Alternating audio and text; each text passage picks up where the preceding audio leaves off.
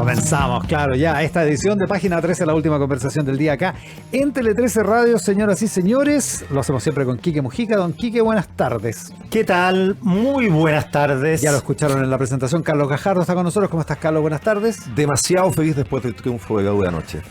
Todavía dura. Sí, casi 24 horas y todavía dura la felicidad. Juan Francisco, ¿también le diste a la U? No, pero veo que hacen durar la alegría la gente de Colo Colo. Es la opinión de Colo Colo.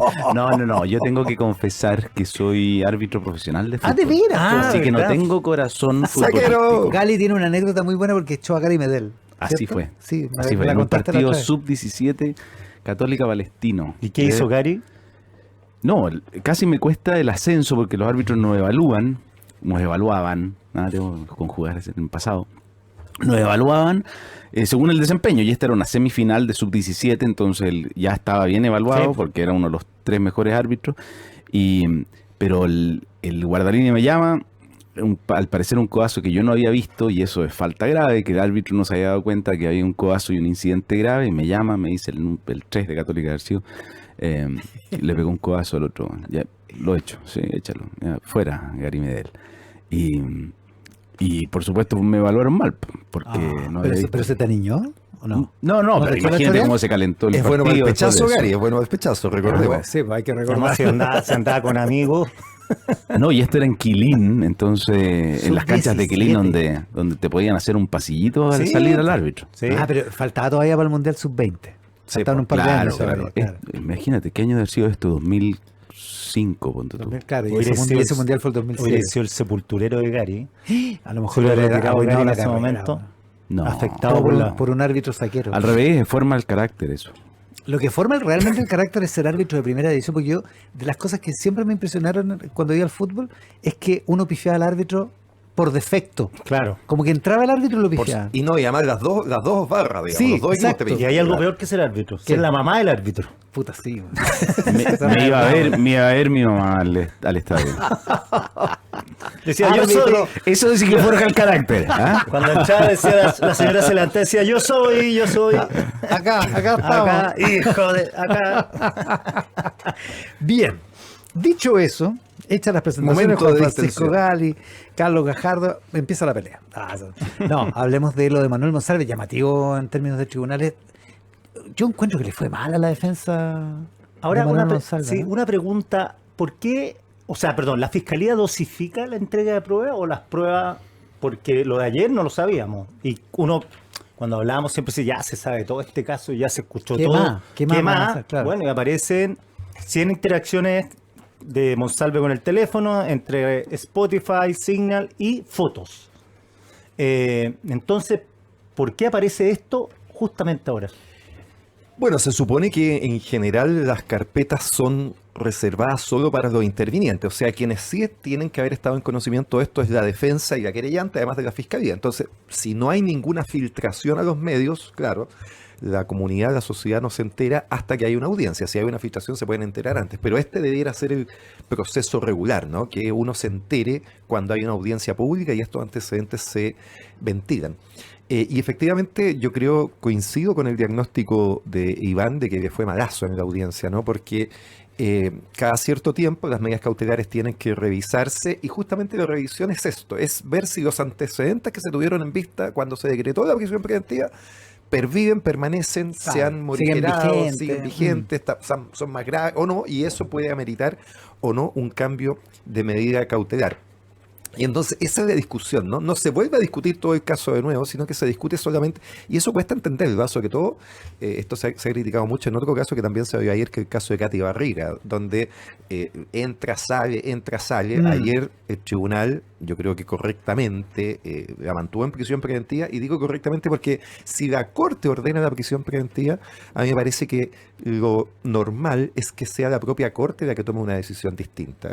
Si la toma un juez de menor jerarquía, yo creo que eso a la Corte como que no le gusta mucho, ¿no? Claro, y esto ha pasado, ya le ha pasado dos veces. Pasó dos veces y genera una situación muy confusa. Oiga, juez, entienda. Hay una frase así, ¿no? ahí que repetimos en el foro, ¿no? Que dice, la Corte lo mete y la Corte lo saca. Es decir, cuando la Corte pone a una persona en prisión preventiva... Se refiere a lo mete en prisión, claro. En prisión preventiva, por favor. Para Debe que nadie ser la fuera a propia entender corte la que después tome la decisión de sacarlo. Bueno, pero volviendo al caso de Manuel Monsalve, entonces se discute cuáles son los nuevos antecedentes que están, y yo diría que la Fiscalía y la querellante sacaron a reducir dos antecedentes que son muy potentes. El primero, el que señalaba el Quique, ¿no es cierto? Este informe pericial que da cuenta que durante la noche el imputado tuvo más de 100 interacciones con su teléfono, ¿no? Entonces, entre ellas... Spotify puso música, ¿no es cierto? En Signal, probablemente no se saben, porque Signal es un sistema de comunicación semejante a WhatsApp, pero que va borrando las comunicaciones, entonces tú solo sabes que lo usaste, pero que no abrió, sabes con que abrió quién, la aplicación. claro, que lo abriste. Pero eventualmente abrió la aplicación para leer algo. Para por leer, ejemplo. claro. Y también llamó mucho la atención que había utilizado su cámara, ¿no? Entonces la querellante, María Elena Santibáñez, dice, bueno, hay que ver si es que eso significa que sacó fotografías o que filmó, ¿no es cierto? Porque en ese sentido vuelve a poner en evidencia la importancia de incautar los teléfonos, ¿no? Porque imagínate, tú puedes tener el detalle completo de qué hiciste, ¿ah? En una noche. Es súper increíble que todo eso, claro, que todo eso quede en la registrado. memoria Sí. del teléfono. Claro, y en la connotación que tiene esa noche, que no ha sido negada por ninguna de las partes, una cámara abierta es como... Por supuesto. Sospechoso. Y entonces uno dice, bueno, pero ¿qué importancia tiene esto? Tiene una importancia fundamental. ¿Por qué? Porque la tesis que yo creo que después de esto probablemente la defensa va a tener que repensarla, la tesis que ellos han enarbolado es que Manuel Monsalve esa noche no se acuerda de nada de lo que sucedió y postulan la teoría de que pudo haber sido también entonces drogado previamente, ¿no? Que fue una teoría que él enarboló muy tempranamente, incluso antes de tener asesoría jurídica, cuando hizo esta solicitud de que la PDI revisara las cámaras, ¿no es cierto? En esta tesis de que a él le podrían haber hecho prácticamente una especie de atentado, ¿no? Alguien hubiera atentado en contra de él, lo hubiera drogado, quizás con qué objeto. Esa tesis yo creo que ayer sufrió un golpe tremendo, porque si tú estuviste interactuando con tu teléfono en 100 oportunidades, haciendo todas esas actividades, cuesta después, y fue lo que razonó la jueza, sostener que no te acuerdas de nada y que por lo tanto tu versión de que fuiste drogado y que no recuerdas de nada pierde credibilidad. Que regla que estáis bien malo para dormir también. Y yo diría que esto parte de un error inicial de Manuel Monsalve como persona, insisto, antes de tener asesoría jurídica, de haber inventado esta teoría. Me parece que a esta altura es claro que eso no es real y que lo va a perjudicar, y yo creo que la defensa, consejo gratis acá, va a tener que evaluar si no persiste es bueno, en esa claro, tesis, la ya tesis derechamente del decir, blackout, digamos. claro, y decir, mire, derechamente y mi cliente inventó eso porque tenía miedo fuerte, por perder su trabajo, por lo que eso significaba para su familia, explicar qué es lo que tiene que haber sucedido, ¿no? Claro. Y Ahora, insistir ¿te en la perjudica? defensa. ¿Haber inventado una cosa te perjudica? No te perjudica si tú lo puedes explicar. Te va a hacer, en general, ya convertir en una persona poco creíble en tu Sí, testimonio. menos creíble, Claro, naturalmente. pero eso ya está en la mesa. O sea, ya la jueza y nadie va a creer esta versión del blackout. Entonces yo creo que es mejor sincerarla y ir a la tesis que de verdad puede tener más sentido, que es la tesis, que yo creo que no va a hablar tampoco, pero creo que es la que tendría más probabilidades de una relación consentida, digamos, ¿no? De decir, mire, yo con esta persona tuve una interacción durante un tiempo donde al menos yo pensé que estaba todo con consentimiento. Y la segunda antecedente importante fue un informe de ADN, ¿no? Que ha tenido menos repercusión, pero que también es importante porque en la primera audiencia se dio cuenta de que habrían otros perfiles genéticos en la ropa de la víctima, y ayer eso fue, yo diría, relativamente descartado, porque se dice que los perfiles genéticos, el perfil genético que se encontró es solo corresponde de a él una persona, y, digamos, con una probabilidad altísima de que que sea Monsalve, Monsalve, claro. lo que vuelve, diría yo, a complicar su situación. Así que ese estado del caso, me voy a reservar para la segunda parte una reflexión sobre los delitos sexuales en general, porque más allá de este caso concreto, yo creo que estos casos nos sirven para reflexionar, para que las personas piensen, para que se den cuenta de que está habiendo un cambio muy importante en la manera en que la justicia está abordando este tipo de casos. Este tipo de casos 20 años atrás no tenían ninguna posibilidad de pervivir, digamos, ¿no? Nadie había creído, o sea, que ha dicho, no, esa es una mujer que se arrepintió, digamos, de lo que sucedió y punto. Ni por actitud, ni por avance científico. Carlos Gajardo plantea una cosa que en algún momento se puso en duda, Juan Francisco Gali, que es que efectivamente la Fiscalía vaya a poder comprobar los delitos que acusa, que son violación y abuso sexual consumados, ambos.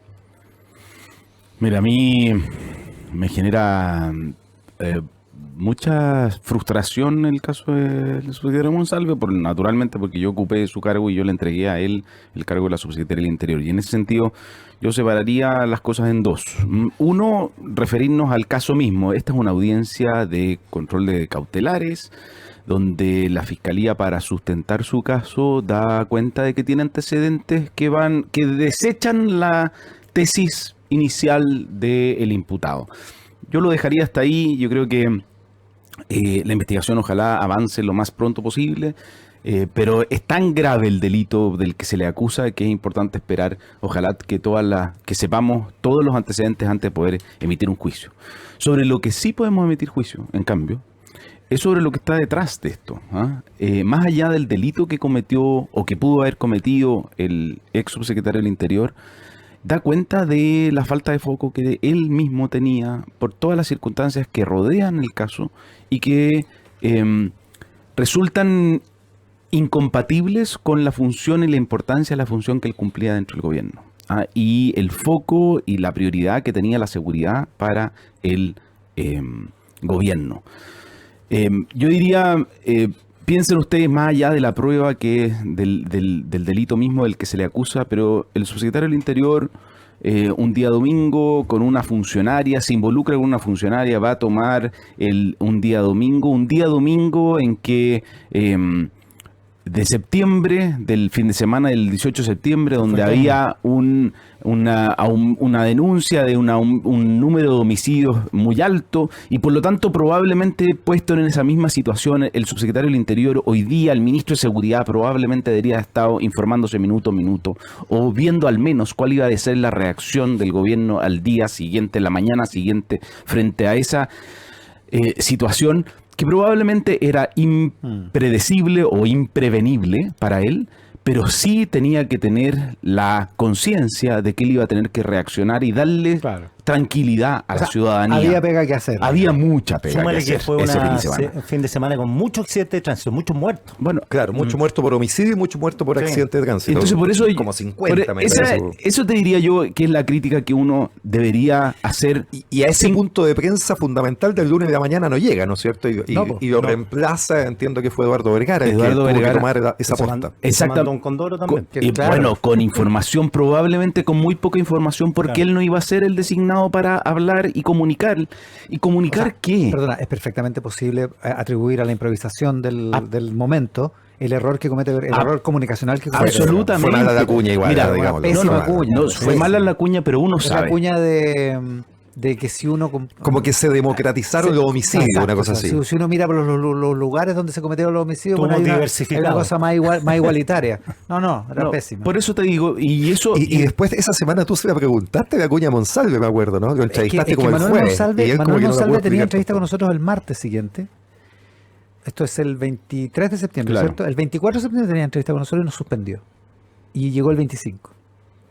Y llegó un poquito tarde, de hecho. Y le pregunté por eso, y él no tenía muy clara conciencia de que Vergara había dicho eso. Claro. No lo tenía claro. Pero por eso mi crítica yo dejaría la causa judicial andar por su carril. Yo espero que la Fiscalía, si es que tiene suficientes pruebas, las pueda exponer y si resulta ser culpable, que lo condenen de acuerdo con la gravedad del delito que cometió. Pero mi crítica es más bien a la función que cumplía y a la prioridad que tenía para el gobierno y para uno de los principales, los que en ese momento, y no nos olvidemos de eso, el que en ese momento era una de las principales figuras del gobierno y que en ese momento era el principal rostro del gobierno en materia de seguridad. Y aquí quiero... Sería el ministro de Seguridad si no hubiera pasado esto. Probablemente. Fue ese express por un rato, acuérdate que porque se equivocaron con Cataldo, verdad. lo cambiaron. Bueno, claro, pues, iba a ser ministro, claro. Estaba nombrado. mi único punto ahí es que yo ahí pongo, cuando hablamos de la confianza de los ciudadanos en las instituciones y cuando los llamamos a confiar en que los gobiernos están tomando medidas para hacerse cargo de las inquietudes ciudadanas, particularmente de la inquietud de la seguridad, bueno, este caso da cuenta de que el subsecretario Monsalve y todos quienes debieron haberlo controlado para que hiciera la pega, no estaban haciendo la pega. Sí.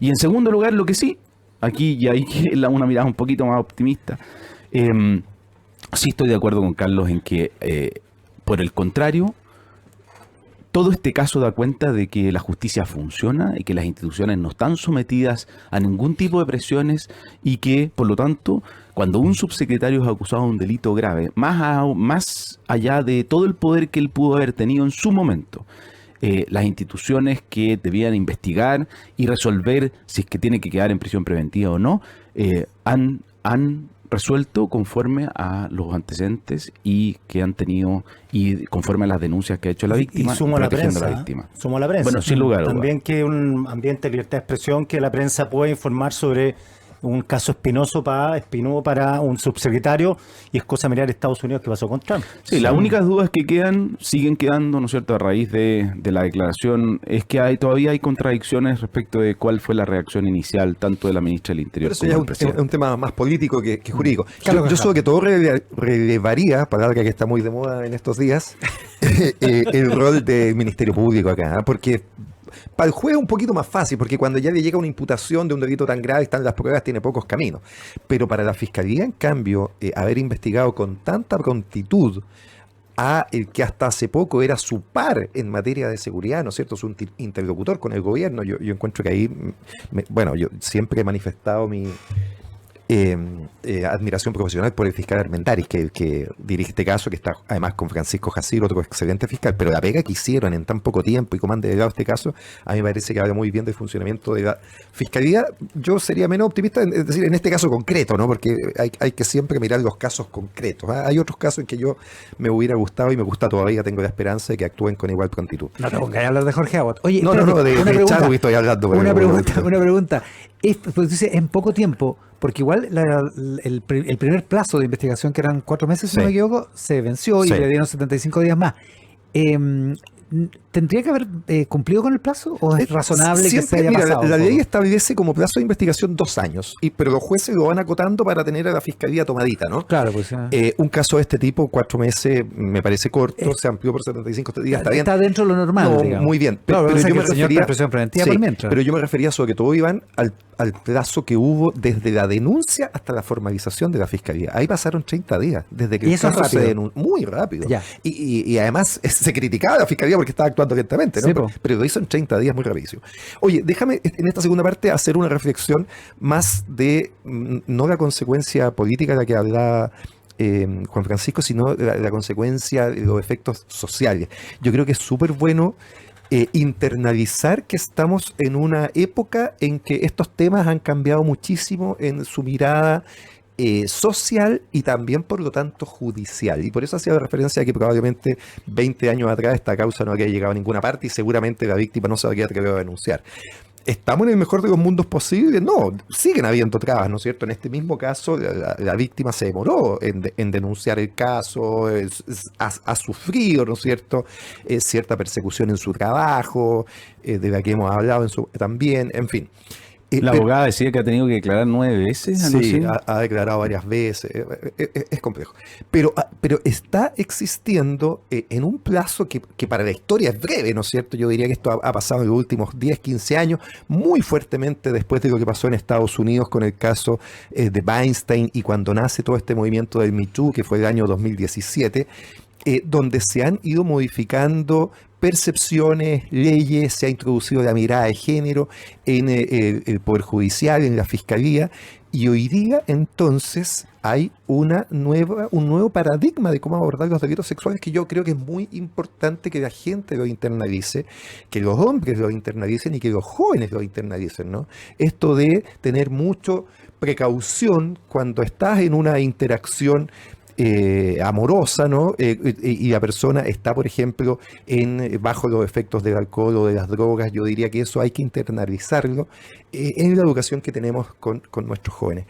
Y siempre, cuando hablamos de estos temas, yo en este programa me gusta hablar de la joyita, de los recomendados, pero no tenemos, ¿no? Eso es pero estamos Es el de la mañana, es el de la mañana. Estamos en proceso, mañana. Carlos, estamos Ya. en proceso. Yo Estamos quiero en en la proceso mañana. de una sección nueva para Eso, el vamos. programa. Sí. Entonces, Carlos igual trae su recomendado. quiero entonces. recomendar, Exacto. quiero recomendar a propósito de este Columnista tema. porfiado. Exacto. Sí, no me resigno. Quiero recomendar a propósito de este tema una serie que están dando en Netflix, que está dentro de las 10 más vistas, que se llama de Rockstar a Asesino, el caso Cantat. No sé si alguien la ha visto. No la he visto. Y yo nunca supe de este caso, pero es un caso que ocurre en Francia entre un rockero relativamente famoso y una actriz relativamente famosa que se emparejan a una edad semimadura, ¿no? Tipo ¿Ya? 40 años. Unos cabros. Unos chiquillos. Y él se van a Lituania, él la acompaña a grabar una película que está haciendo, y en ese viaje están en un hotel, tienen cierta discusión, cierta disputa, pelean, él le pega y ella queda gravemente herida, en coma, y fallece a la semana. Fue un caso muy fue un importante caso en muy- Francia, sí. yo no lo ¿No recuerdo. estáis haciendo spoiler, Carlos, o sí? ¿Perdón? No. Sí. Ah. En general se sabe que murió la cabra. ya, Sí, Como sí, el sí. Titanic. No, sí estoy spoileando, no, pero se sabe. No, y además es un documental. Ya. Lo interesante del caso es que muestra este cambio de paradigma, ¿no? Porque al comienzo la prensa lo aborda mucho como crimen pasional, ¿no? Claro, Como exacto. diciendo, no, esto es el exceso de amor, finalmente, el exceso de pasión. Son ¿no? franceses, Franceses, claro. rockeros. Y fíjate que el caso se tramita en Lituania. Termina con una condena por homicidio, pero una condena de 8 años. Por haber matado finalmente a nada, una persona, que es muy bajo, ¿no es cierto? Claro. Uno mira ahora y uno dice, eso es bajo. Con el agravante que además a los 4 años le dan la libertad. Claro, O sea, mira. estuvo 4 años en prisión. Claro, y de ahí me fue. acuerdo. Ahí fue el escándalo cuando salió. Sí, porque además, como el tipo era rockero, vuelve y retoma su vida, y sigue siendo muy famoso, digamos, hubo poca condena social. Y pasan un par de cosas más que ahí sí que no quiero spoilear, que hacen que el tema se vuelva muy controversial, que se cuestione mucho. Viene el tema del Me Too, el 2017, y eso genera en Francia todo un cuestionamiento y una serie de leyes nuevas a propósito del caso. Con lo que quiero decir que en general estos temas están cambiando no solo aquí, sino que en el mundo. Juan Francisco Caliente del Corte. Déjame sumarle un quizás elemento más al análisis. Yo te diría, hoy día salió el informe de homicidios y lo que muestra es que... ¿Cómo viene en 2 palabras el Mira, informe? la verdad es que yo creo que se mantiene la estabilización, pero siguen siendo números mucho más altos que lo que teníamos prepandemia. Entonces, yo creo Demos que más sí. detalle en el siguiente bloque. Exactamente. Ya, pero termina solo la lo que idea. quiero es que, fíjate que la diferencia de género en el delito de homicidio es brutal. Las víctimas son muy mayoritariamente hombres. Hombres, ¿Mm? claro. Sin embargo, Las eso no... víctimas. Sí, las víctimas. Ya. Y por lo tanto, uno ve que eso no se refleja en el temor, porque el temor es muy, muy parejo, incluso más. El temor, yo te diría que es más profundo muchas veces en las mujeres a ser víctima de un delito, y principalmente de un delito violento, y más aún si es que lo que estamos hablando generalmente es de homicidio. Pero lo que uno ve es que las víctimas generalmente son hombres. Claro, hagamos Sí, la de- diferencia. El homicidio normal, estabas hablando, Así ¿no? es. Donde tanto la víctima como el imputado en general son hombres. Hombres. A diferencia de el crimen entre pareja, digamos, Exacto. el femicidio, Exactamente. donde obviamente Pero que el mayor número es de mujeres. Así es, O pero, casi pero 100% del número mujeres. total de homicidios, la gran mayoría Son hombres. Y ahí quiero ir al tema que puso Carlos, porque los delitos sexuales también son una fuente muy importante de temor, y ahí sí, particularmente Las víctimas son las mujeres. En las mujeres. No, y no solo las víctimas, Quique, sino que además las mujeres se representan que detrás de cualquier otro delito violento puede venir un agregado de delito sexual, cosa que podría ser una representación que hicieran hombres y mujeres. Sin embargo, aquí sí hay un enfoque de género que es necesario, donde la mujer suma al temor de ser víctima de un delito violento, suma el temor a ser víctima de un delito Es cierto, sexual. cierto. Vamos a la pausa. Estamos haciendo página 13 con Juan Francisco Gari, que estaba con la palabra, con Quique Mujica, con Carlos Gajardo en Tele 13 Radio. Voces diversas conversan y debaten en la multiplataforma de Tele 13 Radio y tele13radio.cl. Escuchas Página 13 con Iván Valenzuela y Quique Mojica. Y en la actualidad nacional destaca la noticia de que llegaron los Black Days de WOM con precios increíbles. Aprovecha hasta 24 cuotas sin interés y despacho gratis. Todas las ofertas en tiendas y WOM.cl. WOM, nadie te da más. En 2003, Aaron Ralston quedó atrapado en el desierto. Tras 127 horas tomó una decisión extrema para sobrevivir. No te pierdas su inspiradora historia este 15 de abril en el Metropolitan Santiago. Entrada gratuita, cupos limitados. Más info en cmpc.com. Dirige tu empresa con el mejor software y desde cualquier lugar. Incorpora Softland Cloud, el mejor y más completo software para tu empresa. Solo tienes que escoger la solución que más te acomode. Cloud Pyme desde 0,6 UF o bien Cloud ERP desde solo 0,9 UF masiva mensual. Visítalos en softland.cl. Llega a Chile Prudential AGF en alianza con AFP Habitat para que ahora tengas más alternativas de ahorro voluntario para tu pensión con Prudential AGF. Conoce más de esta alianza en prudentialagf.cl. Espacio, tecnología y potencia es GS8, el SUV de GAC Motor 4x4, motor 2.0 turbo y con 3 corridas de asiento para que nadie se quede abajo, con pantalla de hasta 14,6 pulgadas y conectividad avanzada. Cada viaje es una experiencia familiar. Descúbrelo en gacmotor.cl. GAC Motor, Drive to Perfection. Atención amantes de la Whopper y la Rodeo King. Todos los jueves disfruta un 40% de descuento en Burger King pagando con tus tarjetas Santander en locales o en Auto King. Elige tu hamburguesa favorita y ahorra. Más info en santander.cl. Santander es el momento.